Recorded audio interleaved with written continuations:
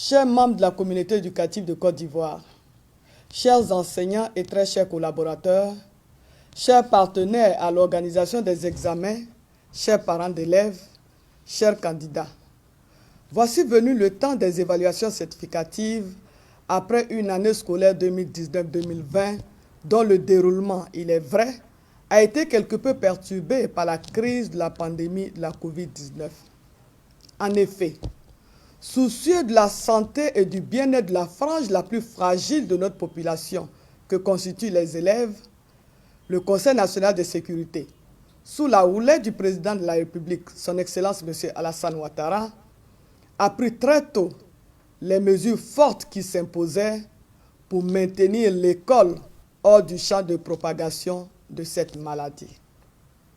Ainsi, après plusieurs efforts, nous en arrivons aux évaluations certificatives qui constituent une étape essentielle pour chacun des cycles de formation.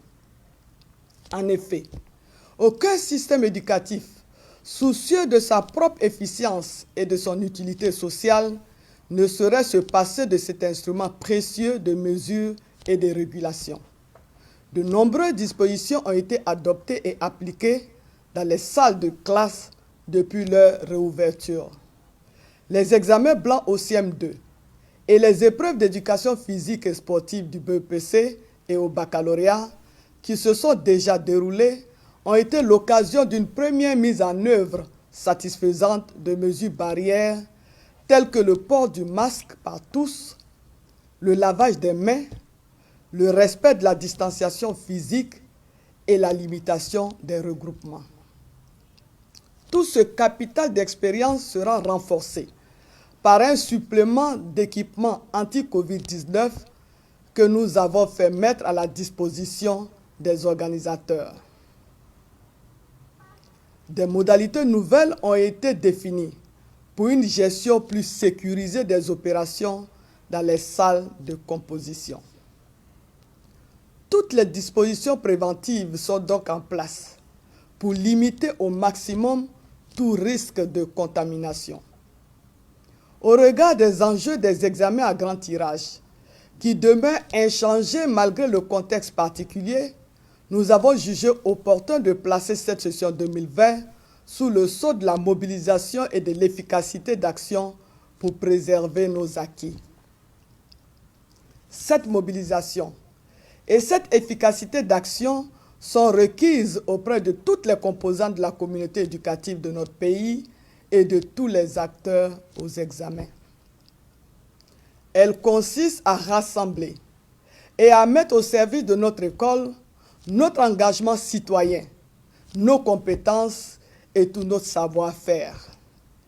Ce capital auquel je me réfère ici est d'ordre qualitatif et d'une préciosité à défendre avec hargne. Il se décline en termes de validité, de crédibilité et d'inclusion. Pour cette session 2020, seuls les examens du BEPC et du baccalauréat verront dans les jours et semaines à venir se présenter respectivement 503 472 et 318 995 candidats qui composeront dans 799 centres pour les premiers et 506 pour les seconds, soit un total de 822 467 candidats répartis dans 1305 centres comprenant en tout près de 32 900 salles de composition.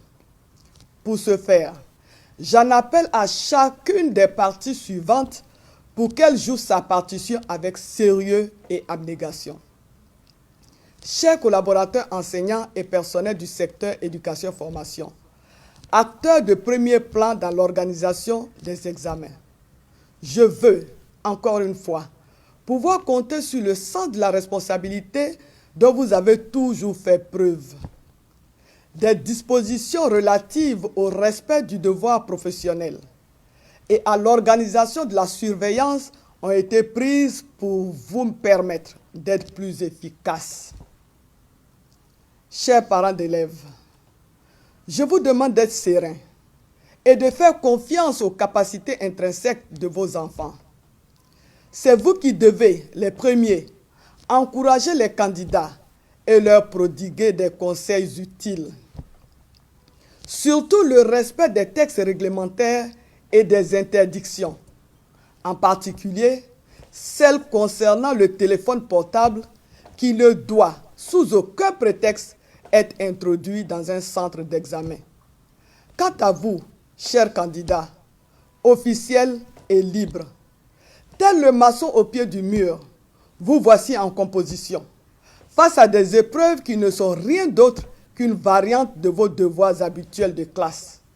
Ayez confiance en vous-même et comptez sur votre propre travail. N'écoutez et ne suivez ceux qui vous proposent des voies détournées et qui vous livrent à coup sûr à l'échec, à la sanction et au déshonneur. Mesdames et messieurs, la lutte implacable contre le fléau de la fraude aux examens constitue un défi majeur qu'il nous faut absolument relever ensemble. J'ai ainsi instruit mes services à l'effet de dresser un véritable maillage de l'organisation depuis les inscriptions jusqu'aux délibérations en passant par les compositions et les corrections. Ces actions se poursuivront même après les résultats pour traquer les auteurs, les bénéficiaires et les complices de pratiques frauduleuses. Les décisions de la Commission nationale de discipline qui scrute à la fin de chaque session le déroulement de toutes les opérations en sont la preuve.